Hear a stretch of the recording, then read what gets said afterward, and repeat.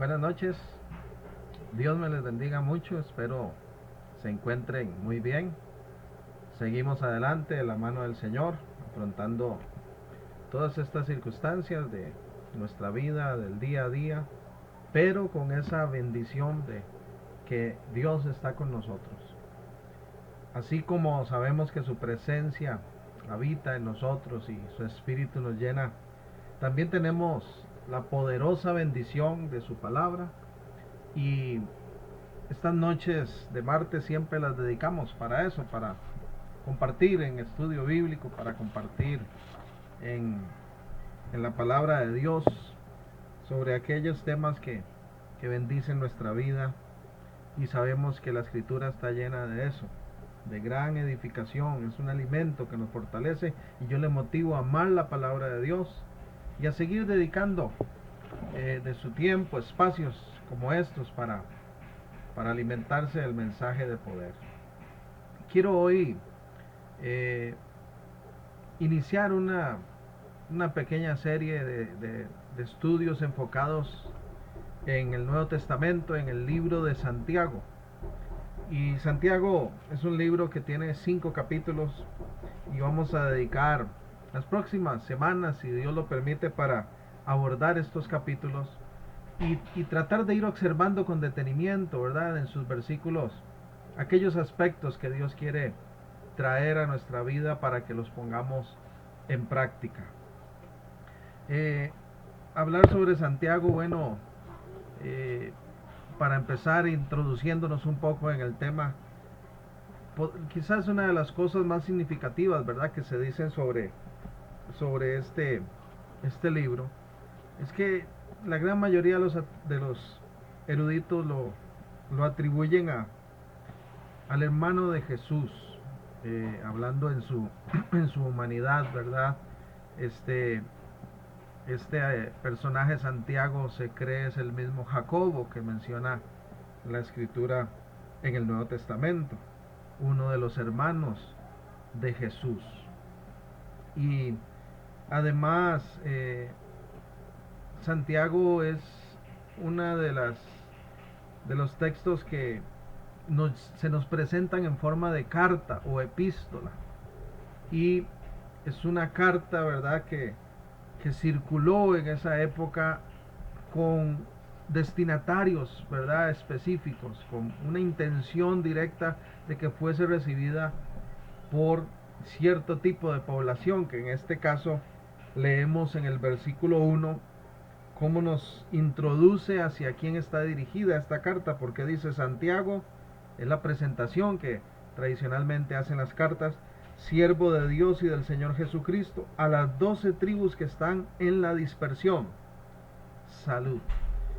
Estas 12 tribus, ¿verdad? Es ese pueblo de Israel, ese pueblo, eh, en este caso, ¿verdad?, cristiano, ¿verdad?, que se está dirigiendo esta carta a aquellos que son seguidores de Jesucristo, pero que están dispersos en el mundo, que en ese momento era el mundo romano, ¿verdad? El imperio romano como tal era quien imperaba y dominaba. Y nos dice entonces desde el verso 1 que esos son los destinatarios. Sin embargo, nosotros podemos también eh, tomar esta escritura para que sea útil en nuestro diario vivir.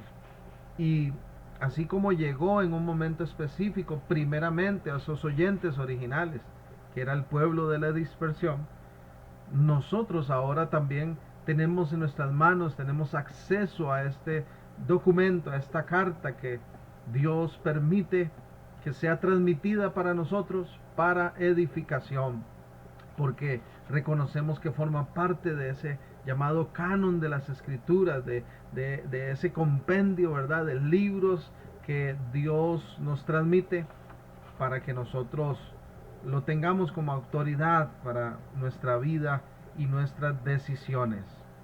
Esta carta nos va a hablar, nos va a expresar realmente principios espirituales y principios morales también.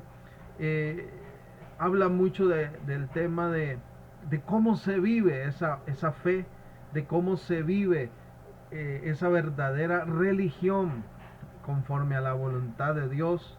Nos habla también del amor a Dios y del amor al prójimo. Y esos son puntos que Santiago recalca mucho porque él está convencido de esto y el Espíritu Santo le inspira a que esta iglesia que está dispersa y que está sufriendo persecución y que está sufriendo angustia y opresión por parte del imperio, tiene que permanecer firme en los principios del reino de Dios. Podemos decir lo mismo de nosotros hoy en el presente. También tenemos nuestras circunstancias, también tenemos nuestras angustias, también tenemos esa aflicción y en alguna manera persecución hacia nosotros como cristianos. Tal vez por la gracia de Dios aún no hemos llegado a extremos como los que viven otros países, pero sin embargo en los últimos años, por ejemplo, podemos reconocer que el cristianismo está siendo constantemente atacado y que se pretende oprimir al pueblo de Dios. ¿Por qué? Por nuestros principios, por nuestros valores. Algunos nos llaman fundamentalistas, algunos nos llaman retrógrados. A mí me han insultado incluso en las redes sociales y me han puesto que soy un dinosaurio por defender, por ejemplo, el matrimonio heterosexual, ¿verdad? Y esa posición bíblica de el hombre y la mujer en pacto delante con Dios. Eso, en alguna manera estamos viviendo tiempos en los que se nos señala y como bien apuntan algunos hombres y mujeres sabios y que se han abocado a esa tarea de estas temáticas, ¿verdad? De valores del reino de Dios. Estamos viviendo tiempos, dicen ellos, donde vemos que la sociedad pretende ser tolerante con todos, menos con el cristianismo. Bueno, cosas como estas son muy afines a nosotros porque Santiago vivía y expresa en ese tiempo este tipo de circunstancias también muy similares que las vamos a ver. Santiago habla de pruebas. Santiago habla de pruebas también y cómo Dios usa estas pruebas para examinar a su pueblo, para determinar cuál es la naturaleza de nuestra fe. Y de eso vamos a ir profundizando más adelante. Respecto al capítulo 1 como tal, la sabiduría que viene de Dios, yo quiero extraer de aquí cuatro actitudes que un verdadero cristiano debe tener según esta carta, esta epístola de Santiago. Cuatro actitudes sabias de un verdadero cristiano, para que usted por favor me acompañe en este abordaje que vamos a tener y tenga en mente que esto es lo que vamos a enfocar a desarrollar hoy. Cuatro actitudes sabias de un verdadero cristiano. Vemos aquí en el capítulo 1, dice el verso 2, hermanos míos, tened por sumo gozo cuando os halléis en diversas pruebas, sabiendo que la prueba de vuestra fe produce paciencia, mas tenga la paciencia su obra completa, para que seáis perfectos y cabales, sin que os falte cosa alguna.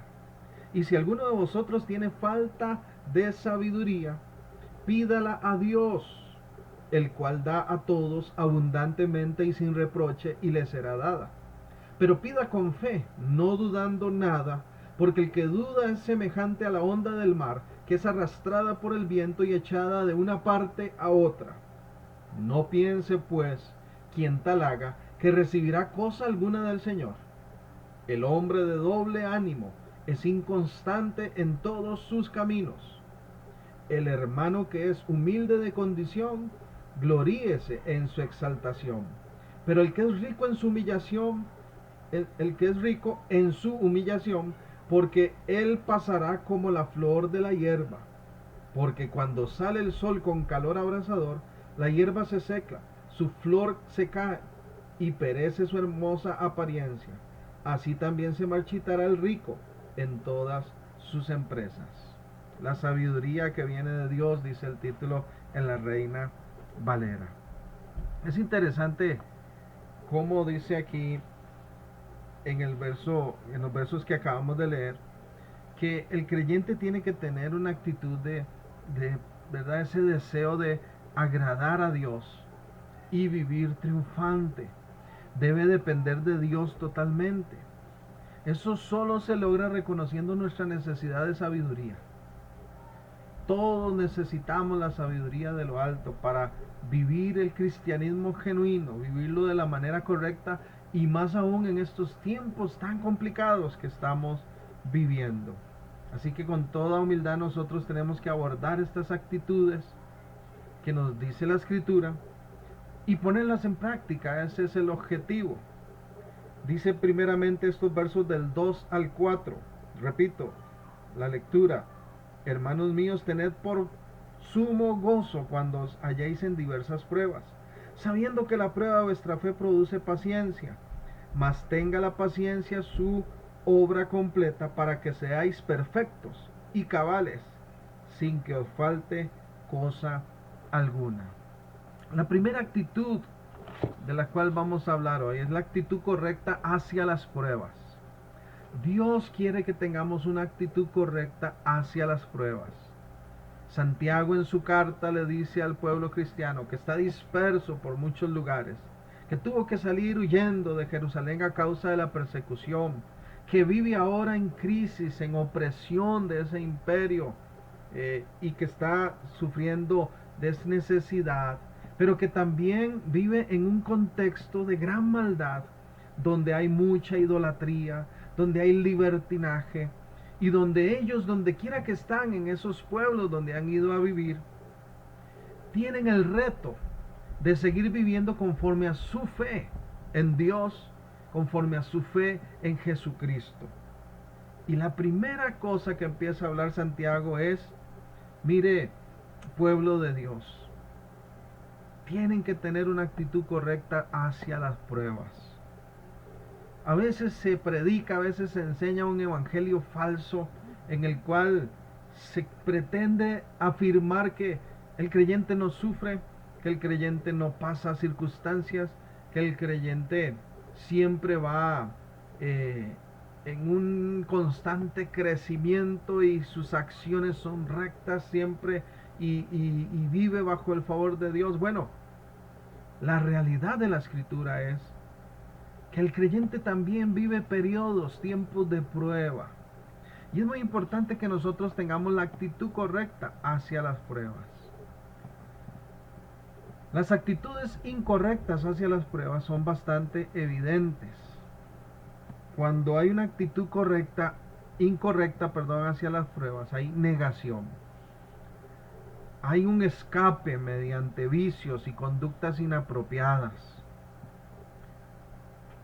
Se tiende a tomar a la ligera o no se les da la importancia que se debe.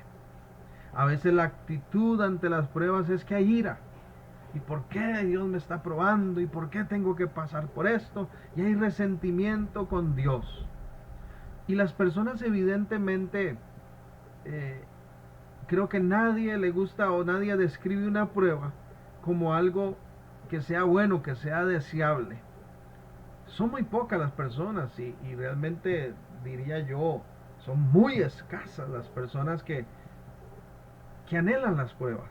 Difícilmente vamos a escuchar a alguien en su oración personal diciéndole, Señor, quiero pruebas, pruébame, prueba mi fe, prueba mi conducta, prueba mi carácter. Difícilmente.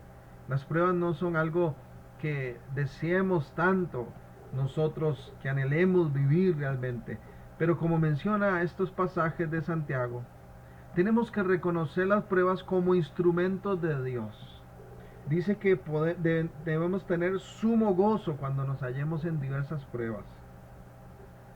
La Nueva Versión Internacional lo traduce como considérese muy dichosos. Pareciera una locura.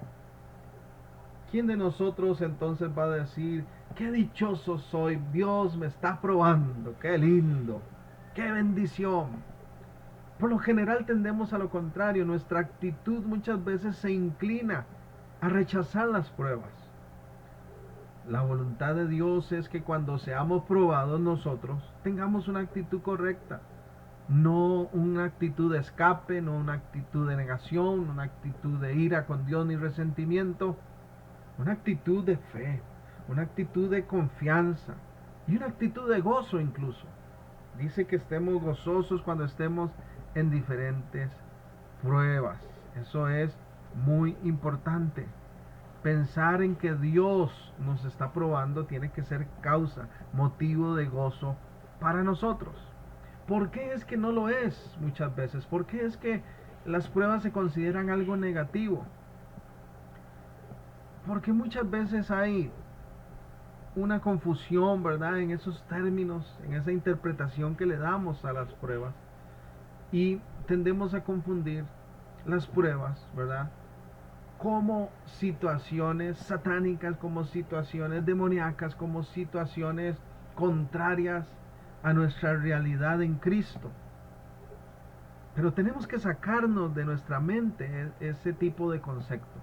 Las pruebas realmente como tal, si las vemos bajo el panorama, la óptica de la Escritura y del Nuevo Testamento, tenemos que reconocer que las pruebas son bendición para nosotros. Dice que somos dichosos cuando estamos en pruebas. ¿Por qué?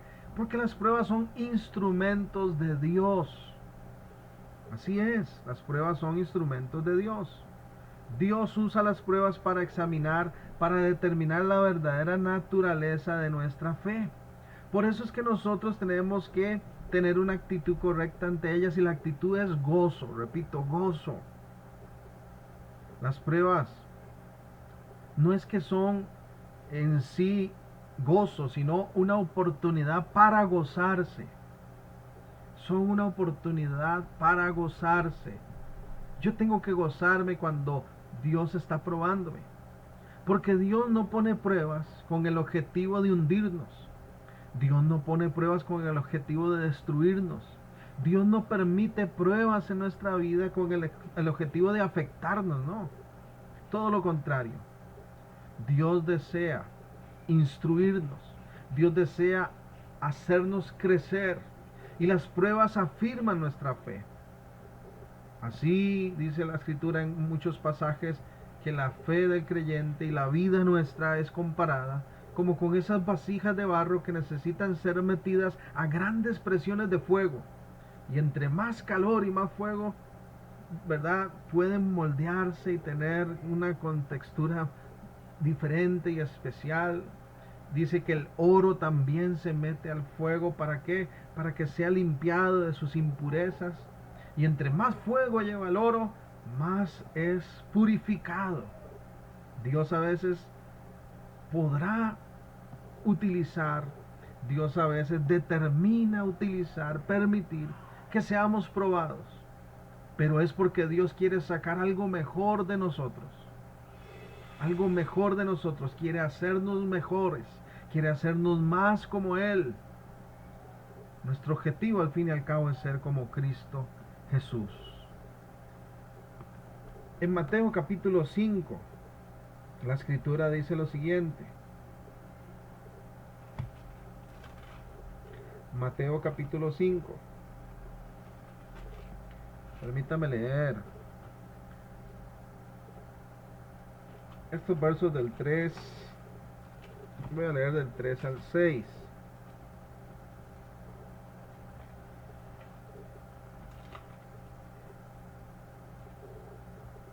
Jesús en el sermón de las bienaventuranzas, en el sermón del monte, dijo lo siguiente: bienaventurados los mansos, porque ellos recibirán la tierra por heredad. Perdón, leí el 5, voy a empezar en el 3. Mateo 5:3. Bienaventurados los pobres en espíritu, porque de ellos es el reino de los cielos. Bienaventurados los que lloran, porque ellos recibirán consolación. Bienaventurados los mansos, porque ellos recibirán la tierra por heredad. Bienaventurados los que tienen hambre y sed de justicia, porque ellos serán saciados. Bienaventurados, lo que quiere decir es dichosos, grandemente dichosos. Y cualquiera de nosotros podría decir, pero ¿cómo puede ser dichoso un pobre? ¿Cómo puede ser dichoso alguien que llora? ¿Cómo puede ser dichoso alguien que está necesitando consuelo?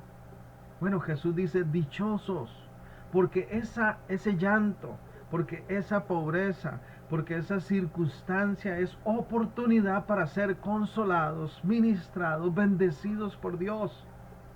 Nosotros tenemos que aprender a ver las pruebas como bendiciones.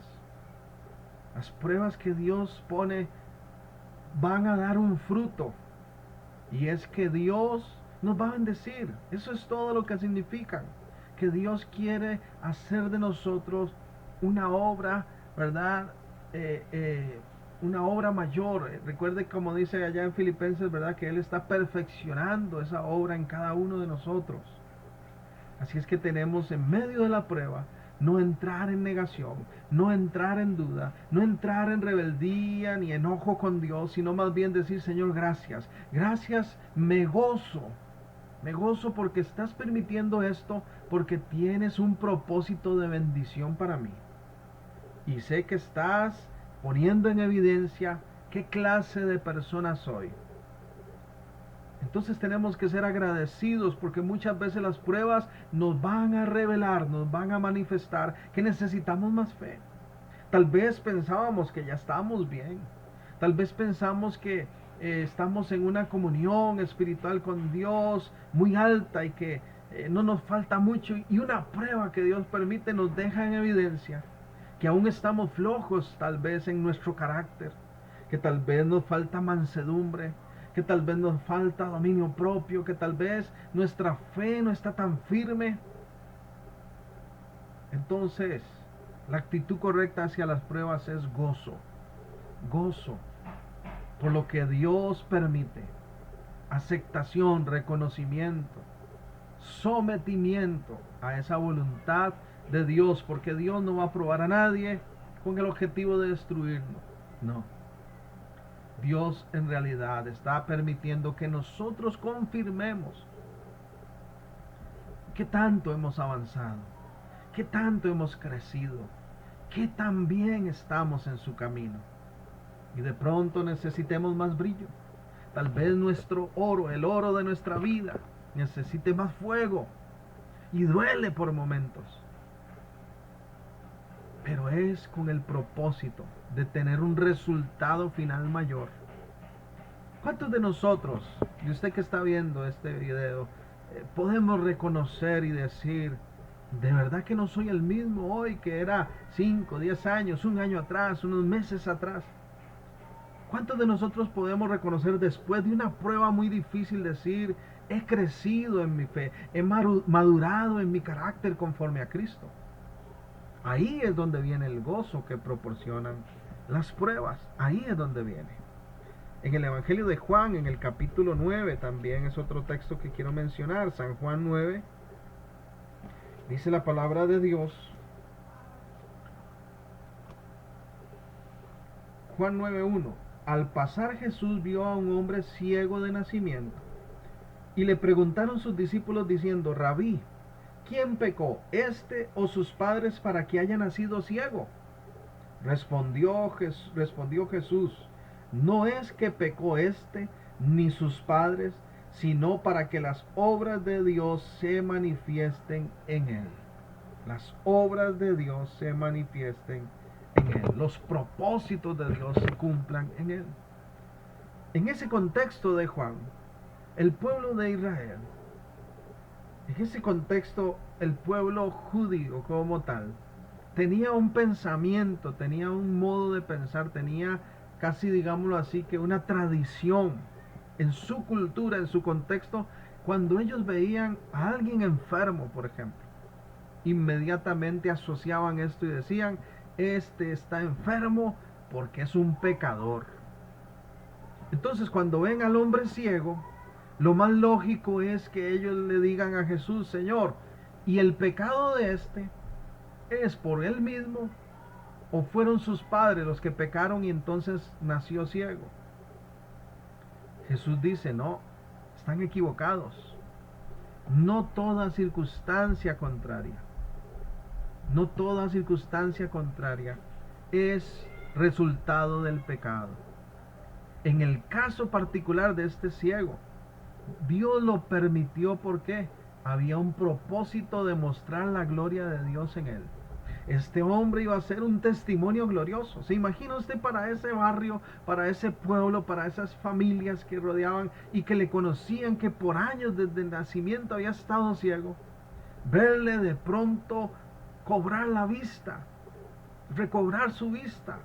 Eso es un testimonio glorioso. Y saber que fue delante del poder de Dios, que el Maestro Jesús, el Hijo de Dios, le tocó y le sanó. Mire, le garantizo que de esto se habló por muchísimo tiempo. Y cada vez que ese hombre entraba a algún lugar, seguro decían, mire, ahí está el que era ciego.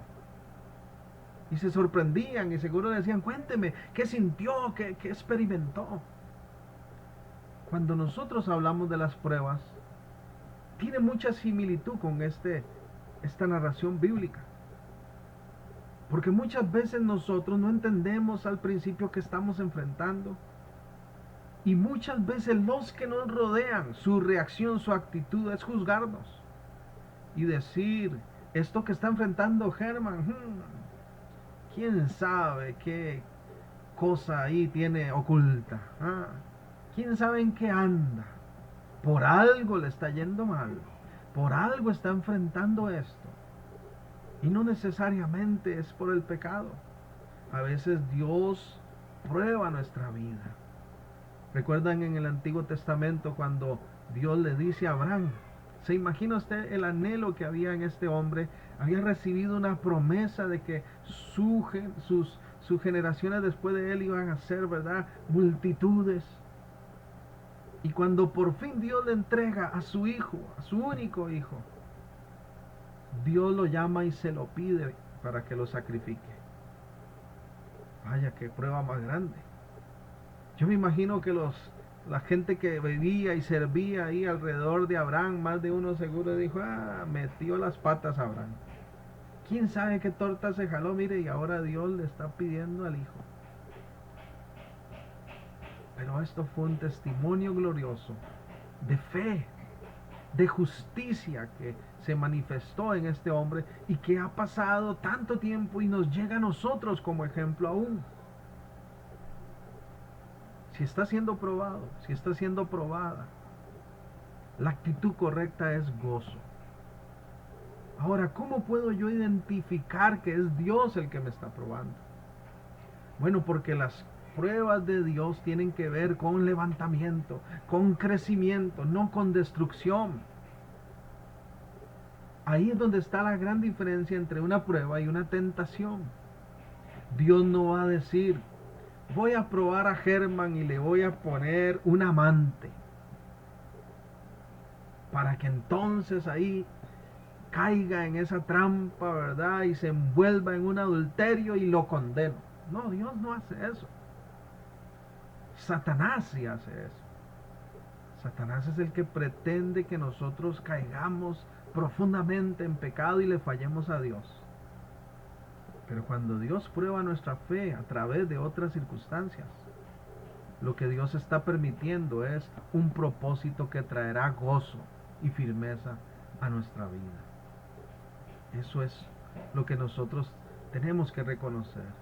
Y la actitud con que tenemos que afrontar las pruebas es con gozo de parte del Señor.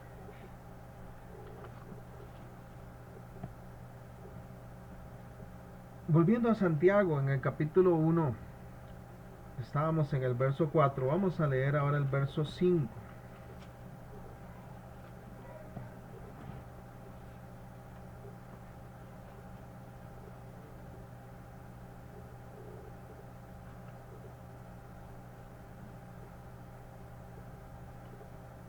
Y si alguno de vosotros tiene falta de sabiduría, pídala a Dios, el cual da a todos abundantemente y sin reproche, y le será dada. Dice este verso 5. Continúa el 6 y el 7. Pero pida con fe, no dudando nada, porque el que duda es semejante a la onda del mar que es arrastrada por el viento y echada de una parte a otra. No piense pues quien tal haga que recibirá cosa alguna del Señor. La actitud correcta hacia las pruebas es lo que tenemos que tener muy claro. Gozo, sometimiento y confianza plena en Dios, en sus propósitos. Y en segundo lugar, Santiago nos habla en este primer capítulo de la actitud correcta hacia la oración. ¿Cuál es la actitud correcta hacia la oración? La actitud correcta hacia la oración se resume en dos letras, una palabra corta pero muy poderosa: fe. Fe. Santiago lo que está diciendo es, cuando oren, oren con fe, o mejor no lo hagan entonces. La oración tiene que ser con una actitud de fe. Nada hacemos nosotros con orar, con dialogar con Dios, con presentar peticiones ante Él, si no creemos en que Él puede ayudarnos y respondernos. Por eso es que dice también allá en el libro de Hebreos, que el que se acerca a Dios es necesario, ¿verdad?, que crea que le hay y que Él es galardonador de los que le buscan. Eso nos dice también en Hebreos. Es necesario que el que se acerca a Dios crea que le hay, crea que Él es galardonador de los que buscan al Señor. Porque si no, entonces ¿cómo vamos nosotros a acercarnos a Dios si no creemos? Si no hay fe, si no hay confianza, si no hay convicción de lo que Dios puede hacer en nuestra vida. Es muy importante que nosotros reconozcamos, ¿verdad?, el papel tan importante que tiene la fe en la oración. Dice, voy a leerlo completo, Hebreos 11:6. Pero sin fe es imposible agradar a Dios, porque es necesario que el que se acerca a Dios crea que le hay y que es galardonador de los que le buscan. Sin fe es imposible agradar a Dios. La actitud correcta a la hora de orar es fe. Fe. Y fe tiene que ver con creer. Fe tiene que ver con reconocer que no hay Dios como Él. Fe tiene que ver con reconocer que Él es Dios sin igual, todopoderoso, que no hay nada imposible para Él, pero que también Él es capaz de dar recompensa al que le busca, respuestas al que le busca. Bueno, esto podemos conectarlo con la parte anterior de las pruebas. Nosotros nos fortalecemos en medio de las pruebas a través de ¿qué? De la oración de fe, de esa oración de confianza donde le decimos: Señor, esto que me estás poniendo me está costando, se me está haciendo difícil comprenderlo, pero te creo a ti, Señor. Sé que esto será para bien. Es más, me gozo desde ya por lo que estás haciendo y por el fruto que esta prueba tendrá en mi vida. Bueno, así tiene que ser la oración del pueblo de Dios. La actitud correcta hacia la oración es fe. Si no, entonces ni tan siquiera deberíamos orar. Una oración sin fe no es oración. Una oración sin fe no es oración. Son palabras que se las lleva al viento. Es pura palabrería. Mateo capítulo 6. Dice la palabra de Dios en el verso 7. Y orando, dijo Jesús, Mateo 6:7, y orando, no uséis vanas repeticiones como los gentiles, que piensan que por su palabrería serán oídos. Vanas repeticiones, repeticiones sin sentido. No es orar por orar, no es repetir por repetir, no es usar aquella frase bonita que aquel dijo y nada más por decirla, no. La oración, la actitud correcta a la hora de orar es orar con fe, con convicción, creyendo en lo que estamos diciendo. Creyendo en lo que estamos diciendo. Posiblemente usted recordará aquella famosa ilustración que se ha usado por muchos años en el ámbito cristiano, de aquella persona que había una gran montaña que le tapaba la vista frente a su casa y que corría a la cortina en las mañanas orando y decía: Señor, en el nombre de Jesús yo oro para que esa montaña se corra. Y a la mañana siguiente abría la cortina poco a poco la endija y veía la montaña y decía: ve, yo sabía que no se iba a mover. Ya en ella había una convicción de que no se movería. Dios nos dice en su palabra, si vas a orar, ora creyendo. Si vas a pedirme algo, pídeme con la convicción de antemano de que yo soy la respuesta, de que yo puedo hacerlo, que no es imposible para mí, aunque para ti lo sea, y cree firmemente en que te amo y quiero bendecirte. Entonces acércate a mí de esa manera. Esa es la actitud con la cual el pueblo de Dios debe orar. Ahora bien, la oración no es solo fe en el sentido teórico. La oración, y Santiago habla de esto mucho, es fe que va acompañada de acción. Por ahí dijo alguien que la oración deberíamos de dividirla en dos partes, esa palabrita, y pensarla en ora, acción. Porque orar es actuar. La actitud correcta es fe, pero fe activa. Fe que toma decisiones, fe que da pasos. Nunca podemos nosotros separar nuestras oraciones, nuestras peticiones de acciones. Y algo que Santiago recalca es de acciones de amor, de acciones no solo de fe, porque el que pide sin fe, dice, es como una ola del mar que va para allá y para acá. Pero la fe que el Señor espera es firme, con acciones firmes, decisiones que acompañan esa fe, esa confianza en el Señor. Dice el verso 8, 1 Santiago 1:8, el hombre de doble ánimo es inconstante en todos sus caminos. En todos sus caminos. Y dice antes el 7, no piense el que actúa así que agrada a Dios. No piense que está haciendo el bien, no. Y no piense que va a recibir alguna cosa del Señor. Es interesante para hablar un poquito de esa palabrita doble ánimo. Quiero aquí hacer un aporte del idioma original. En el griego, esta palabra ánimo es dipsuchos. Se escribe más o menos así, dipsuchos. No estoy seguro de la pronunciación, pero se escribe dipsuchos. Y literalmente esa palabra en el idioma griego significa dos almas. Cuando dice ahí la persona, el hombre de doble ánimo, lo que está diciendo el Señor es, la persona de dos almas no me agrada. Y es cierto, hay gente que pareciera que tiene dos almas. Es inconstante en todos sus caminos, dice la Biblia. Hay personas que se acercan a Dios, entre comillas, en oración con fe. Señor, yo te creo y te pido por esto y te lo pongo en tu mano. Y no han terminado de orar ni han terminado de dar la vuelta cuando ya están poniendo en duda lo que Dios puede hacer.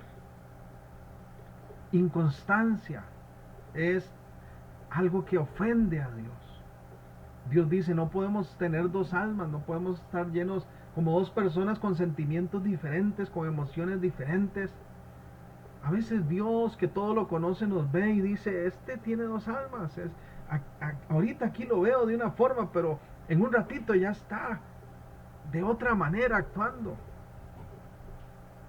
Tenemos que acompañar nuestra oración de esa fe firme y actuar, acompañar nuestra fe con acciones que van acorde a lo que hemos proclamado con nuestra boca, expresado con nuestra boca delante de nuestro Dios. La actitud correcta ante la oración entonces es fe. Fe. Qué importante que es esto. Luego agrega el verso 13. Cuando alguno es tentado, Santiago 1:13, no diga que es tentado de parte de Dios, porque Dios no puede ser tentado por el mal, ni Él tienta a nadie. Sino que cada uno es tentado cuando de su propia concupiscencia es atraído y seducido. Cada uno es tentado, dice, cuando de su propia concupiscencia es atraído, es seducido.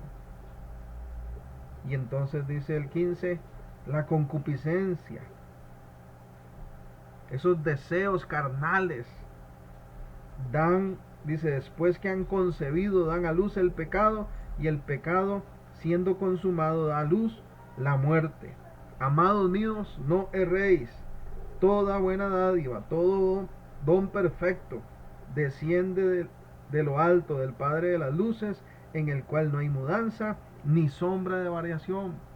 Dios no es inconstante, Dios no tiene dos almas en su accionar. Dios es firme, Dios es recto, justo, es íntegro en todo lo que hace. La actitud correcta ante la tentación es lo que nos hablan estos versículos. Y esa actitud correcta es entonces firmeza, resistencia, es un compromiso de santidad y de integridad. Decíamos antes que muchos confunden las tentaciones como si fueran de parte de Dios. No, el enemigo es el que quiere hacernos caer. Dios me está tentando. ¿Qué puedo hacer? Si Dios me tienta, ni modo. No. Ante la tentación, la actitud correcta es ser firme, permanecer en nuestros valores, en nuestra convicción, en nuestros principios, guardarnos en santidad, resistir al diablo, dice, y este huirá de vosotros, dijo Pedro también. Entonces nosotros, ¿qué tenemos que hacer? Permanecer firmes. Las tentaciones son satánicas, son en pro de destruir, de traer muerte. En cambio, la voluntad de Dios es vida. Todo don perfecto, todo regalo proviene del Padre de las luces. En Él no hay inconstancia, en Él no hay contrariedad, en Él todo es bendición. Bienaventurado el varón que soporta la tentación, dice el 12, porque cuando haya resistido a la prueba recibirá la corona de vida que Dios ha prometido a los que le aman. En realidad este versículo nos motiva a salir adelante, a salir aprobados de las tentaciones y no conformarnos y resignarnos a ellas viéndolas como si Dios las está permitiendo y no podemos hacer nada, no. Al contrario, más adelante en el libro, en la carta, Santiago va a afirmar que Dios más bien provee salidas a las tentaciones. Entonces la actitud correcta ante la tentación es rechazo, firmeza, es dominio propio, mantenernos firmes. Vea que pone el ejemplo de que la concupiscencia, esos deseos carnales, ese pecado lo pone como cuando se da a luz. Ninguna mujer en esta tierra nunca queda embarazada un día y al día siguiente ya tiene a su bebé. Hay un proceso de 9 meses donde se está desarrollando ese bebé en ese vientre. Así funciona el pecado, así es la concupiscencia, así son los deseos carnales. Se presentan en manera de tentación. Pero nosotros somos los que permitimos, si le damos lugar, si permitimos que entren a nuestra vida y que cumplan su proceso destructivo y de muerte, o si los rechazamos, si los vencemos con la fortaleza, la firmeza de Dios. Nadie que comete adulterio puede decir, ¡ay! Venía bien y caía en adulterio. No. Hay todo un proceso que se desarrolla. Nadie que cae en ningún tipo de pecado puede decir, fue tan sorpresivo para mí. Venía así como caminando y me fui en un hueco. No. La tentación tiene todo un proceso. Y siempre, siempre, siempre recordemos eso. Siempre hay oportunidad, siempre hay espacio, siempre hay posibilidad de rechazarla. Ese ofrecimiento tentativo, aunque parezca tan difícil de afrontar. Y Dios nos ayuda en eso. Y el Espíritu Santo que habita en nosotros es el primero que activa las alertas y nos dice, resiste, sé firme, no caigas en esa trampa de muerte. La actitud correcta ante la tentación es ser firmes, apegarnos a la voluntad de Dios, guardarnos en santidad para que el enemigo huya, que Él sea el que quede avergonzado y no nosotros por el pecado. Para terminar, porque el tiempo nos ha ganado, los versos 19 en adelante nos hablan de ser hacedores de la palabra de Dios. La cuarta y última actitud sabia que como pueblo de Dios tenemos que tener es una actitud correcta ante su palabra. La primera actitud es, ante las pruebas, gozarnos, confiar en Dios, perseverar en fe. La actitud correcta a la oración es siempre orar con fe, no dar lugar a la duda, creer en el Dios que todo lo puede y esperar en su tiempo con confianza sus respuestas. La tercera actitud es ante la tentación, ser firmes, resistir, porque ese no es el propósito de Dios, que caigamos en las tentaciones, sino que Él tiene corona, recompensa más bien, para los que vencemos las tentaciones. Y la última es una actitud correcta ante la palabra. ¿Sabe cuál es la actitud correcta ante la palabra de Dios? Es la vivencia. La actitud correcta ante la palabra de Dios es la práctica. A eso es lo que apunta y enfatiza Santiago. Es un estilo de vida acorde al texto bíblico. Hay mucha gente que oye mensajes, hay mucha gente que escribe versículos, hay mucha gente que oye prédicas, sermones, hay mucha gente que asiste a congregaciones, que tiene encuentros con la palabra de Dios. Nada sirve si no lo aplicamos, es lo que nos dice Santiago. La actitud correcta es, cada vez que recibamos el alimento, el mensaje vivo, la palabra viva de Dios, pongámosla en práctica. Esa es la voluntad de Dios para nosotros. Esa es la actitud que tenemos que tener. Dice el 1:21, por lo cual, desechando toda inmundicia, abundancia de malicia, desechando todo lo anterior, ¿verdad? Todas esas cosas en las que las tentaciones nos quieren envolver. ¿Qué tenemos que hacer más bien? Recibir con humildad, con mansedumbre, la palabra implantada, la cual puede salvar vuestras almas. Dios ha implantado su palabra, Dios está sembrando su palabra. En este mismo momento, en esta noche, Dios está sembrando palabra en la vida, en los corazones de los que estamos participando de este mensaje, de este sermón. Pero, ¿por qué pone el ejemplo de una semilla que es plantada? Porque tiene que fructificar, tiene que crecer y dar un resultado, un fruto. ¿Cuál es ese fruto? Dice el 22, Santiago 1:22, pero sed hacedores de la palabra y no tan solamente oidores, engañándoos a vosotros mismos. Cuando solo oímos la palabra pero no la hacemos, dice el Señor, ¿qué somos? Unos engañados. Unos engañados. Así en buen tico, no seamos engañados. Tenemos que hacer, tenemos que vivir, tenemos que obedecer la palabra de Dios, que la palabra de Dios sea nuestro estilo de vida. Esa es la voluntad de Dios para nosotros, esa es la actitud que tenemos que tener. Una actitud de fidelidad, de sometimiento a la palabra de Dios. En conclusión, entonces,